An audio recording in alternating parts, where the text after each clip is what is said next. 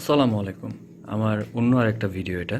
এই ভিডিওটা হলো ঢাকা থেকে ঝিনাইদহ, ঢাকা থেকে চুয়াডাঙ্গা ঝিনাইদহ যেটা রয়েছে, সেই রোডে আমি চুয়াডাঙ্গায় যাচ্ছি এবং এখানে যাওয়ার পথে আমি যে এতগুলা টোল প্লাজা পেয়েছি, এই টোল প্লাজাগুলোর যে ঘটনাগুলো, আসলে আমি একজন একজন যদি ১টা ২টা টোল করা যায় তাহলে সেটা ঠিক আছে।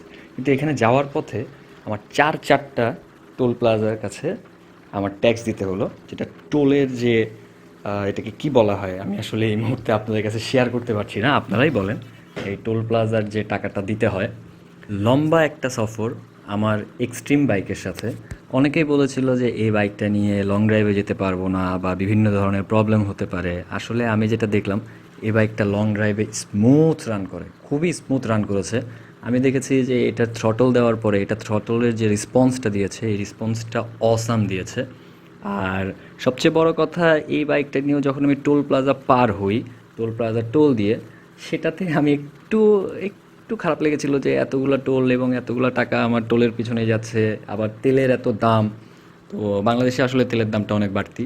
সেই তুলনায় এক্সট্রিম বাইক যেটা রয়েছে, সেই বাইকটা আমাকে যতটুকু সাপোর্ট দিয়েছিল, দেখা গিয়েছে যে টোল প্লাজায় সেই টাকাটা আমার টোটালি নাই হয়ে গিয়েছে।